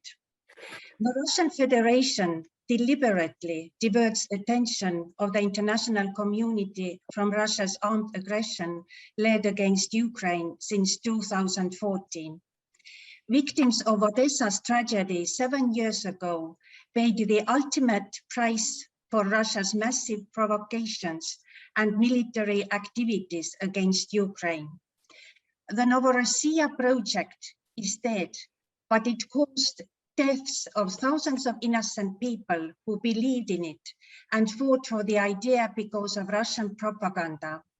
We strongly condemn Russia's illegal annexation of the Autonomous Republic of Crimea and the city of Sevastopol, and its aggression towards the certain parts of Luhansk and Donetsk regions of Ukraine. Russia's actions are clearly of global concern and in violation of international law, including the UN Charter, and contrary to the Helsinki Final Act. Moreover, it is a stark manifestation of Russian chauvinism, a special form of Nazism, Russia's obsession with Ukraine that led to attacks on European soil, killing innocent people. As we saw during March 12th high-level Arria Format meeting on Crimea hosted by Estonia and with 23 co-sponsors and from several GA resolutions adopted since 2014. Ukraine has the full support of the international community in defending its sovereignty and territorial integrity within its internationally recognized borders. We urge Russia to stop politicizing human tragedies and as a party and instigator of the conflict, to admit its responsibility for stabilizing Ukraine, start immediately implementing its commitments under the Minsk agreements that Russia breaches on a regular basis since adoption, and proceed to a peaceful resolution of the conflict it had initiated in 2014. Furthermore, Russia must stop human rights violations immediately. All persons illegally detained must be released, and international human rights monitoring mechanism, including the Red Cross and non-governmental organizations, must be given access to the annexed and occupied territories. We call on Russia, instead of attacking Ukraine, to focus on the worrisome developments in their own country regarding the massive surge of nationalism, neo-Nazism, and neo-Stalinism. I thank you. I thank the representative of Estonia. Now I give the floor to the representative of the United States. Thank you. Let us all be clear about why we are here today. Russia continues to misuse its Security Council seat by convening events on Ukraine as part of Russia's broader disinformation campaign. Russia aims to weaponize history, distorting and obfuscating Russia's role in both the origin and continuation of the failed so-called Russian Spring of 2014, the conflict in eastern Ukraine, and the dire situation in occupied Crimea. We all know the playbook that Russia unleashes on its perceived enemies to undermine their democratic practices and economic prosperity. Its tools include the dissemination of propaganda and disinformation, the deployment of proxies and support to armed groups, economic manipulation, and direct action, including assassinations, coup attempts, and sabotage. The events in Odessa on May 2nd were a tragedy born of mass disorder and fire. They were aided and abetted by pro-Russian provocateurs set on violence. The context was a systematic effort under the brands of Novorossiya and Russian Spring to spark the appearance of organic pro-Russian uprisings in eastern and southern Ukraine. Russian intelligence operatives working in Odessa were taken into custody by Ukrainian authorities. Russia then forced Ukraine to return them in December 2019 as part of a prisoner exchange for Ukrainians captured in battle on the territory of Ukraine by Russian-led forces. As part of this exchange, Russia forced Ukraine to include detained Russian operatives behind the deadly February 2015 Kharkiv bombings, as well as the Berkut shooters who stood accused of killing the Heavenly Hundred on the Maidan in February 2014. This is the Russian way. The United States condemns the Russian Federation's deliberate and far-reaching campaign of aggression against Ukraine. This campaign of aggression counts amongst its victims thousands of civilians killed by Russian-led forces in eastern Ukraine, the million-plus Ukrainians forced to flee their homes in the Donbas and Crimea, and every resident cowering in fear of retribution from Russia's brutal occupation regime in Crimea, and several million people now in need of humanitarian aid to stay alive. Russia's 2014 seizure of Crimea was a violation of international law and undermined the shared principles that hold organizations like the UN together. Russia's continued aggression in eastern Ukraine remains the greatest threat to European security. The United States stands with our allies and partners in calling on Russia to immediately cease its evolving military, economic, diplomatic, and disinformation efforts to destabilize Ukraine. We strongly refute Russia's false claims equating support for Ukraine's sovereignty, culture, and traditions and support for neo-Nazi and fascist ideals, organizations, and activists. Such accusations constitute slander and are designed to undermine Ukraine as a culturally, historically, and geopolitically distinct entity, including by depicting Ukrainians and Ukrainian society in a negative light. As President Biden told President Putin on April 13th, Russia needs to end its aggression against Ukraine. This is a message that Secretary Blinken is echoing at the G7 ministerial and in Kiev. Russia should de-escalate tensions by committing to a ceasefire, rescinding its actions to block parts of the Black Sea, and withdrawing the troops and equipment it unilaterally massed in occupied Crimea and around Ukraine's borders. Russia must also cease its hybrid efforts attempting to destabilize Ukraine, including its ongoing campaign of disinformation, a part of which we have been subjected to today. The United States' support for Ukraine's sovereignty and its territorial integrity will never waver, and we commend the remarkable restraint Ukraine has shown in light of Russia's actions. We will not cease our efforts to end Russia's brutal occupation of Crimea. We look forward to working with our allies and partners at the August 23rd Crimea Platform Summit, a timely and important initiative from the government of Ukraine. Thank you. I thank the representative of the United States. Now I give the floor to the representative of Mexico. Thank you, Mr. Chair.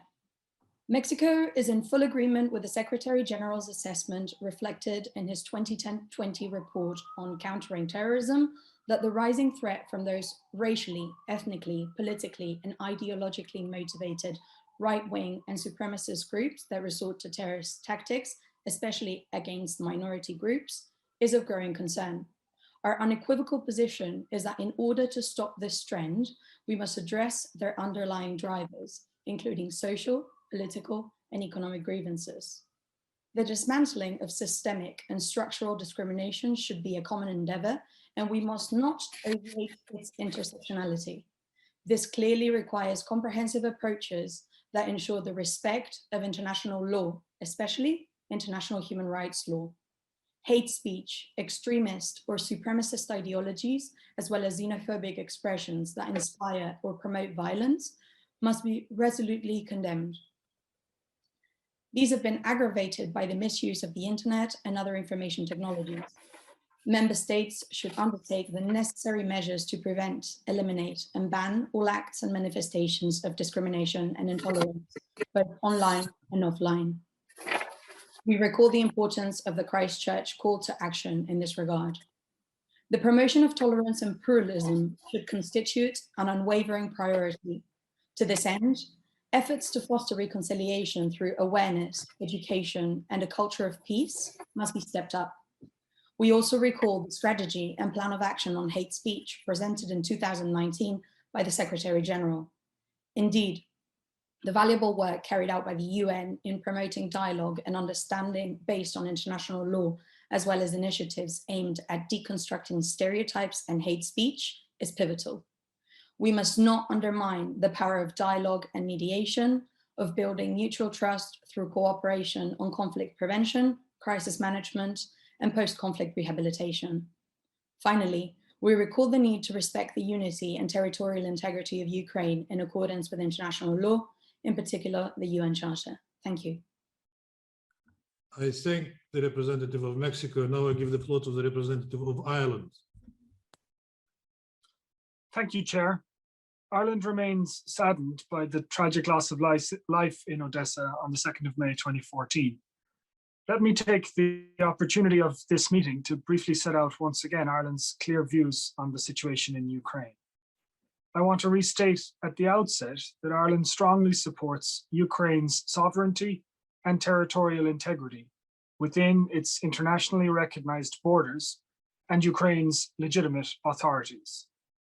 In line with our respect for the fundamental principles of international law, Ireland does not recognize the illegal annexation of the Autonomous Republic of Crimea and the city of Sevastopol, nor any political structure created on the basis of this attempted annexation. I wish to reaffirm Ireland's full support to the endeavours of the Normandy Format, the OSCE, the Trilateral Contact Group, and the OSCE's Special Monitoring Mission to Ukraine. Ireland underlines that full, secure, and unimpeded access for the OSCE Special Monitoring Mission throughout Ukraine, as well as ensuring the safety of its monitors and equipment, is of paramount importance. Ireland commends the constructive approach of Ukraine in the Normandy Format and the Trilateral Contact Group, and calls on Russia to reciprocate and to cooperate with the legitimate government of Ukraine. Ireland supports Ukraine's inclusive approach towards its citizens in the non-government controlled areas, including in the Donetsk and Luhansk regions. Ireland reiterates that the ceasefire in force since the 27th of July 2020 must be used to move forward with the negotiations, and calls on Russia to contribute to efforts to improve humanitarian conditions in eastern Ukraine. We reiterate our call on Russia to allow unhindered access of international organizations and human rights actors to the non-government controlled areas of eastern Ukraine and the Crimean Peninsula, and to respect international humanitarian law. We also continue to call on Russia to ensure unhindered and free passage to and from the Sea of Azov in accordance with international law. Finally, we recall the importance of avoiding propaganda, hate speech, and intentionally divisive language which may further aggravate the conflict. Thank you, Chair. I thank the representative of Ireland, and now I give the floor to the representative of China. Mr. Chair, I listened attentively to their remarks. China maintains an objective and impartial position on issues related to Ukraine, and that position remains unchanged. We respect the sovereignty and the territorial integrity of all countries, including Ukraine. We firmly believe that dialogue and negotiation is the only way to solve differences and dispute. The violence took place in Odessa 7 years ago, resulted in many casualties. It was truly an unfortunate tragedy. Every effort should be made to ensure such a tragedy will never happen again, and those responsible for this tragedy are brought to justice.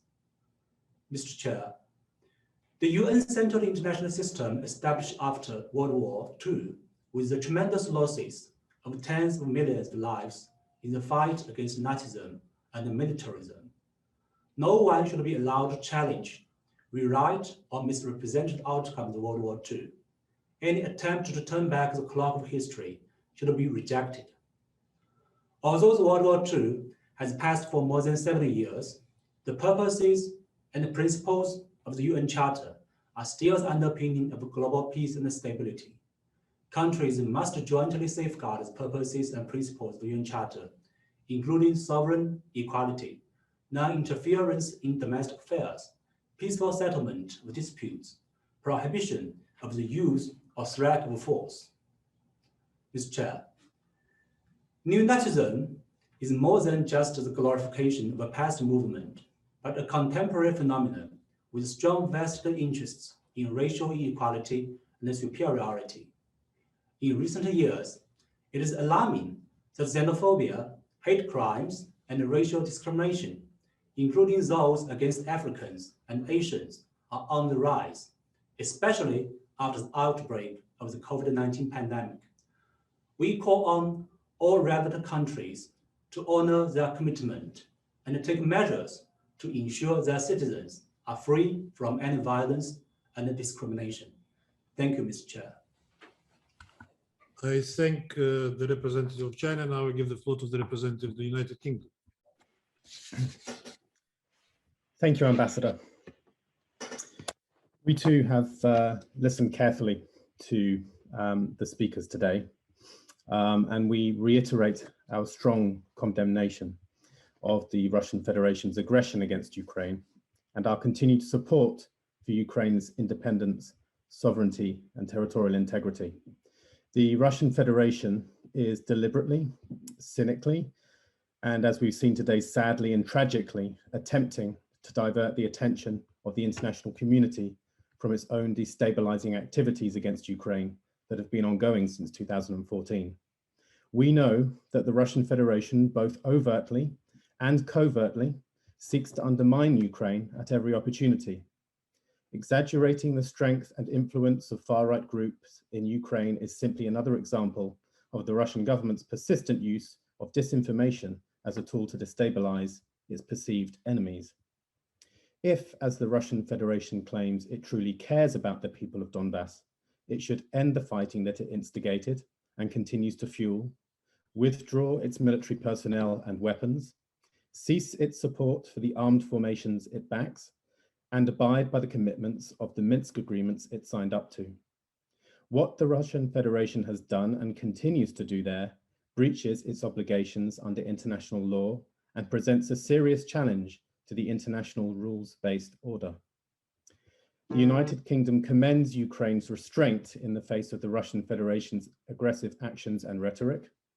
The UN Human Rights Monitoring Mission in Ukraine report and work with Ukraine to reduce human rights violations and abuses.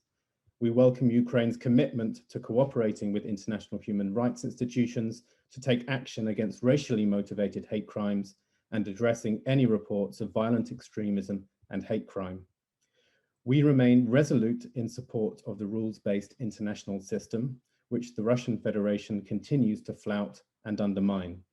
The United Kingdom urges the Russian Federation to halt its reckless and destabilizing activity and to engage as a responsible global actor. We and others know what the Russian state is doing. The Russian state knows what it is doing, and we urge it to stop. It will not succeed. Thank you, Ambassador. I thank the representative of the United Kingdom. Now I give the floor to the representative of Norway. Thank you, and thank you to the speakers for sharing their stories. At the outset, allow me to reiterate Norway's strong support for Ukraine's sovereignty and territorial integrity, including the Crimean Peninsula and the adjoining territorial waters. We call on Russia to respect the sovereignty and the territorial integrity of Ukraine within its international recognized borders.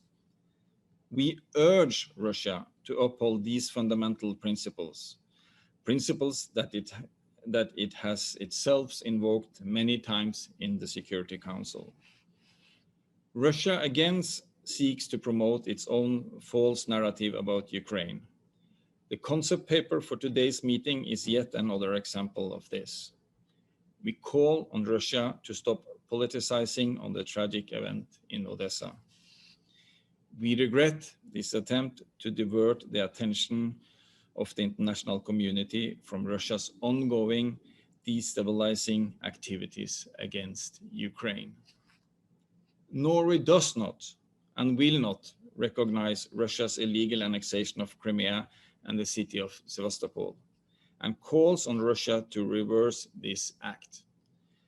Russia's illegal annexation is a blatant violation of international law.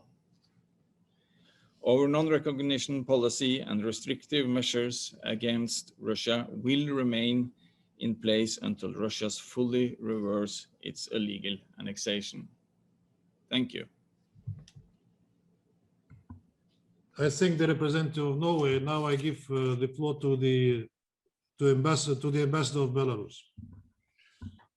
Thank you very much, Mr. President. I thank you for convening this meeting on the events, tragic events that took place 7 years ago in Odessa. I also thank participants and immediate witnesses of those tragic events for their stories. Belarus, unfortunately, has a very strong historical memory. As the country that suffered the most from the atrocities of the Nazis during World War II, as the country with its own very tragic history of villages and cities burned by the Nazis during the occupation, often with people who lived there. And of course, the most important, those villages and small towns, is the village of Khatyn. We are extremely sensitive, therefore, to mass atrocities against humanity. And what happened in Odessa on May 2nd, 2014 is exactly that, a mass atrocity against humanity. People in the trade union building were burned alive. Dozens of innocent people became victims of atrocities in an ugly and disgusting crime committed by nationalist radicals. There was no aggression coming from the victims. There was no incitement from their side. And this massive homicide is therefore shocking. Numerous appeals for a thorough investigation have been ignored for 7 years already. This issue has been repeatedly raised in different international and regional organizations, including the OSCE, but killers and criminals have never been brought to justice. All relevant actions and all proposals and decisions as proposed in the OSCE were simply blocked. It reveals the unwillingness and complete failure of the Ukrainian authorities to address this situation and to curb the nationalists involved in these brutalities. It also demonstrates clearly who is supporting this behavior.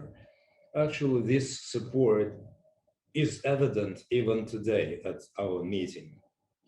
When other countries experience political turbulence that calls from concerned countries to address the situation internationally, whether in the UN Human Rights Council or in the OSCE or in other bodies, if this is not a show, a demonstration of double standards, let someone please explain to me the meaning of this notion. We mourn for all victims of the Odessa tragedy. We demand full and thorough investigation of those tragic events. Killers and criminals must be brought to justice and must be punished. I thank you. I thank Ambassador of Belarus. Now I give the floor to the representative of Syria.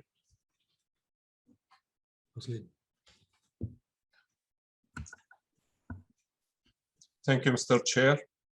Thank you for organizing this important meeting. And I also thank the briefers, the experts and witnesses for the information they provided us and express solidarity with the victims. We totally refuse all forms and manifestations of neo-Nazism, violent nationalism, hate, discrimination, and incitement for violence in Ukraine and everywhere, including such acts against our brothers and sisters, the Syrian refugees in many countries. It's outrageous that some Western countries are dealing with human rights and humanitarian issues with double standards, pretend that nothing happened in Odessa, and launch a hostile campaign against Russia. We call on these countries to stop this behavior that violates the values of the United Nations Charter and threaten international peace and security. Mr. Chair, every day we hear some Western countries calling for accountability here and there. So why they ignore the accountability for the victims of neo-Nazism and violent nationalism in Ukraine? It proves the behavior and the policies of double standards that they adopt in their foreign policies. I thank you, Mr. Chair. I thank the representative of Syria, and that brings me to a close of those members of the United Nations that wanted to take the floor today. And you know, I was listening carefully, of course, first of all, to the briefers, and secondly, to the countries that wanted to make statements. And I easily recognize the same narrative that some of these countries produce all the time. I do not think that it is appropriate for me today to engage with them in a dialogue and debate that we've been holding for quite a while. But what makes me unhappy that they won't hear to the witnesses, to the witnesses that give their first-hand testimony on what really has happened in Ukraine in 2014 and what is happening there today. And I think that more than me, those briefers, our briefers, deserve to comment on what they heard today at today's meeting. And I would like to give the floor first to Rostislav Ishchenko.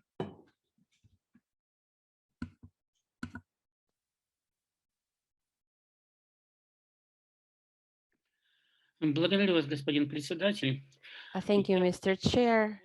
I'd like to use the terms of the esteemed representatives of the United States and say that everybody knows that the United States, that were present here, representatives of France and UK, Estonia, and also those countries who were absent in this meeting and represent the European Union, are directly responsible for what happened in Ukraine since and both before and during Maidan. They applied pressure on the Ukrainian authorities. They didn't allow the president of Ukraine to deliver on his duty to protect the population of Ukraine from the threats to the life of its citizens and their property, from attempts to violate the Constitution. And because of those states, and first and foremost the United States, who declare themselves as the leader of the West, the state structures are destroyed. It's not by chance that I was talking about the situation right after the coup d'etat. The situation improved a little bit. Yes, to the outside, the state is functioning, but in reality, we know and we see that President Zelensky is more afraid of his own nest than of the State Department of the United States. So he's taking their lead. And President Poroshenko before him was equally afraid and was following their lead, although none of those two presidents are Nazis themselves. I repeat, the actions of the United States led to this result. Moreover, I would like to stress that on the territory of Ukraine, there are American military men that are there illegally, because in each case, the Supreme Rada of Ukraine should give a permission for the military men of other foreign countries to send their troops or their soldiers. But this is now done without the permission of the authorities. So I think it's not for the United States to teach others how to live. They should just apologize for all the lives that they've destroyed in Ukraine just in the 5-10 years, in the past 5-10 years. And I think we could talk about this for a long time, but I would like to give other colleagues a chance to speak. Thank you.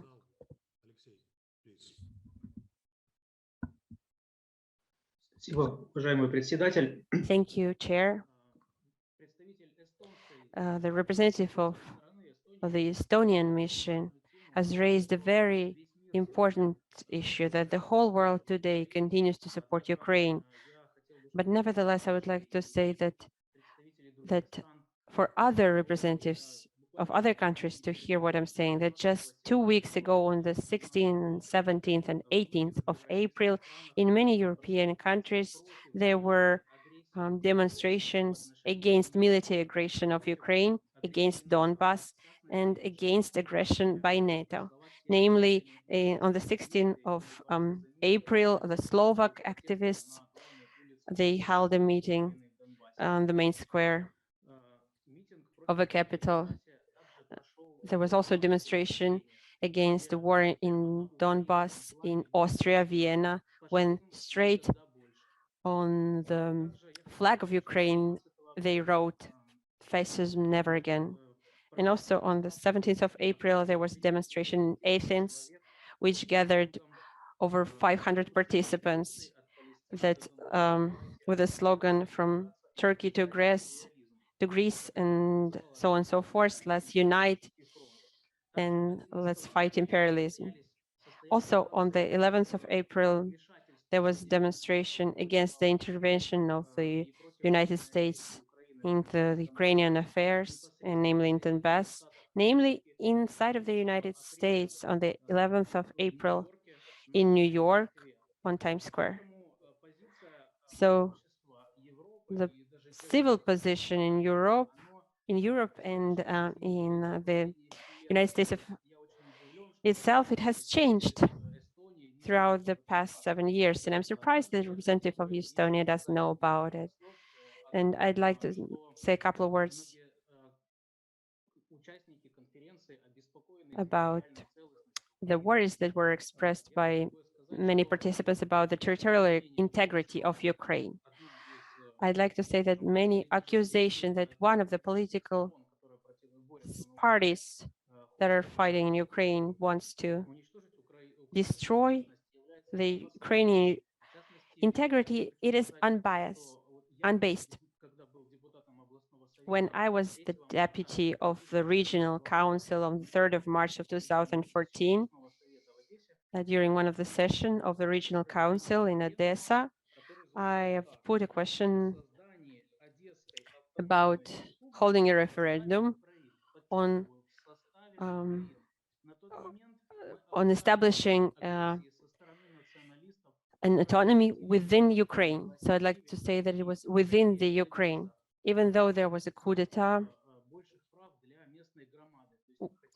We just wanted to have more rights for our people, to have an autonomy, so we would be able to choose our own governor and not to live with someone who was sent by Kiev, so that we could regulate our law enforcement bodies so they wouldn't be used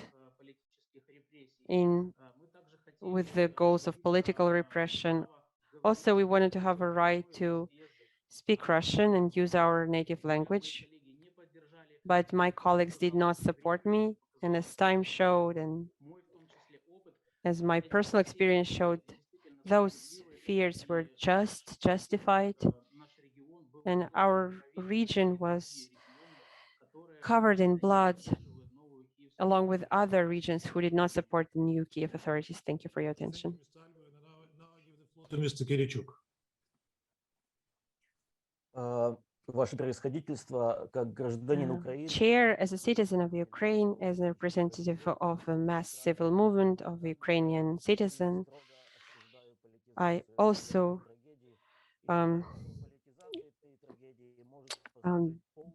do not recognize the politicization of Ukraine tragedy, and I think the only remedy for it is the unbiased investigation and bring all those responsible. And a large number of people in Ukraine, they're looking up to the representatives of Germany and France. We wanted them to apply some political pressure on the authorities in order to have a complete investigation and to bring everyone to accountability. Thank you. I think, Mr. Kirichuk, if briefers would like to take the floor, I would ask them whether you want to say a few words in the end. Anna, вы желаете сказать что-нибудь? Подытоживая. Anna, maybe you want to say a couple words?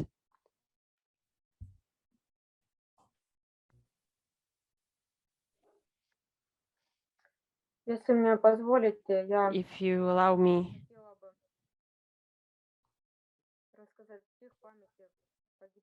I would like to cite a poem in honor of all those who were killed. It'll be hard to be interpreted into Russian. It's our pain, our common pain of all the mothers and of all the citizens of Donbass. And we don't want that to continue. May I be the last child that the war stole from my mother. My photo is an icon. I'm not afraid. I'm not alone here. There are other people beside me. Ira and Vasily from Slavyanka. We're 1,000 here, we're angels. I don't know why we were killed. Even God doesn't give us an answer. We had dreams, we played, we loved. And we love the sunlight and our relatives. My name is Polina. I was just 8 years old. Misha was 2, Lena was 5 and 6. Please stop the war. We beg you. How many souls have disappeared? Uncounted number. May I be the last child that the war stole from my mother. And my photo is an icon. And I'm not afraid. I'm not alone here. Thank you. Спасибо. Спасибо, Анна. Спасибо. Thank you. Господин Фучеджи, вы хотите сказать пару слов? Mr. Fucheji, do you want to say a couple words?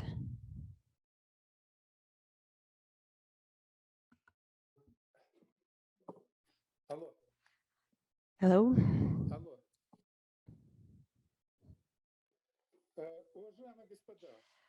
Ladies and gentlemen, we should look deeper. When did it all begin? How they happened in Ukraine?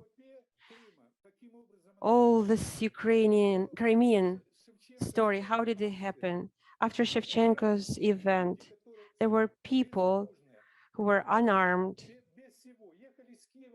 They were coming from Kiev that took place in demonstrations in support of the authorities that were at power at that point. And after Shevchenko, and radicals killed 7 unarmed people that were going along this highway for no reason. Through the windows, through the bus windows, they just shot them. And 7 cadavers came back to Crimea. And this is the thing that actually aroused those rage in the crowds. And the tragedy in Odessa is another event that was set up by the government. 3 days after the tragedy at the Kulikovo Pole field, after people were burnt alive, he came out and he said, and I can smell the fresh smell of Banderovets. This is, and this he was saying, basically staying at the bones of people who died. And then there was Donetsk, who saw that it had no chance that it would be burned alive. So that's when they came to arms. This whole situation can be assessed, and there are documents that prove this. You don't want to see, you don't need that.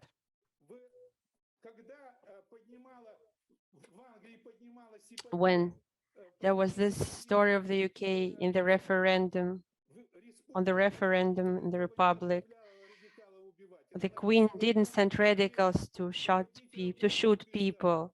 She sent smart people to talk to people, to convince them. And here in the Ukraine, there were people who were sent to kill, not to talk. Thank you.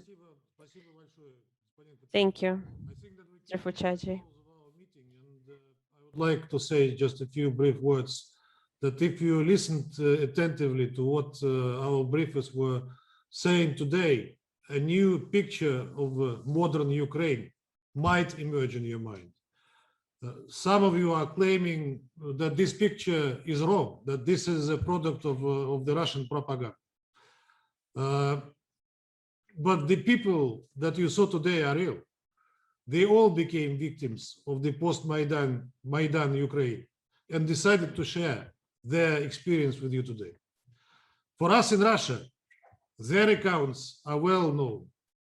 Since the Maidan coup in February 2014, we received information about crimes and atrocities by the new Ukrainian state and the ultra-nationalist far-right groups against Russian-speaking population. But this information, unfortunately, is completely blocked in the West. However, it is indispensable to hear the accounts of the people who have personal experience of the events in question, to understand what is really happening and what are the limits to the settlement of the inter-Ukrainian conflict. Some of our colleagues criticized our meeting and our selection of briefers. However, it is common practice in the Security Council to invite representatives of civil society, witnesses of atrocities, and those who can provide to us certain details that would allow to better understand issues on our agenda. You find it normal in other country-specific situations, but when we do it in regard to the events in and around Ukraine, you again call it Russian propaganda. In fact, you call Russian propaganda that very uncomfortable information that you have to listen to, and those people who can provide such information. In any case, we think that the briefing was very useful, and I first and foremost would like to thank our briefers and for their frank, candid, and sometimes tragic accounts and testimony to what has been happening in our brotherly country since 2014. I thank you very much. I wish you all the best. The meeting is adjourned.